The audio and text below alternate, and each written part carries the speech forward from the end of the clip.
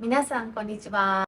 アメリカ、カナダ、ヨーロッパで行われたパーマネントメイクアップ世界大会においてアイブロウ、アイライナー、リップで賞を受賞しております誠です。今日の動画ではですね、皆さんが一番気にされてるんではないかなと思われる眉についてやっていきたいと思います。眉のアートメイクの技術なんですけれども、大きく分けると2つに分かれまして、1つは日本でも今すごく人気になっている毛並み、要するに自分の毛のように自然に見えるような、技術ですね。アートメイクで毛を描いていくという技術と、もう一つがお化粧をした後のように、ファッと見せるパウダーブロウという、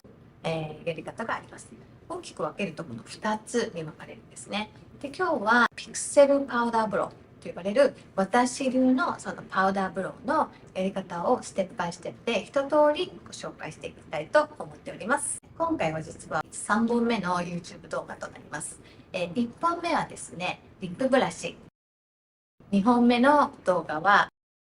アイライナーの技術の一通りの流れをご紹介させていただいております。こちらの方のね、ビデオも気になるなって動画も見てみたいなっていう方は概要欄にリンクを貼ってあります。そちらもぜひご覧になってみてください。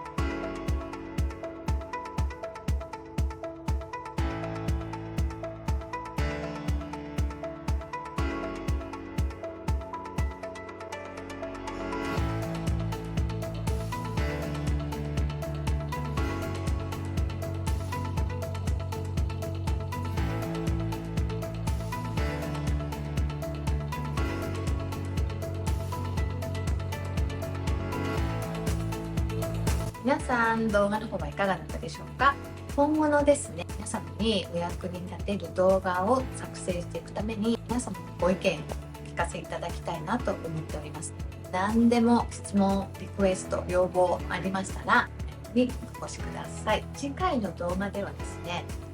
最新の毛並みをマシーンで作っていくナノヘアストロークと呼ばれる技術を紹介していきたいと思います。皆さんもですね、これを待ってましたっていう方結構いらっしゃるんじゃないかなと思うんですけれども、またはですね、ナノヘアストロークって何？全然聞いたことないっていう方も大勢いらっしゃると思います。アメリカはここ 2,3 年ですね、ようやくナノヘアストロークができるテクニシャンがちらほら出てきました。日本ではですね、まだほとんどいないと思います。日本はですね、いつもアメリカに比べると5年遅れてると思ってください。世界で最も熱い最新のマシーンで作る毛並みのナノヘアストローク、こちらをぜひ次回の動画でご覧になってみてください。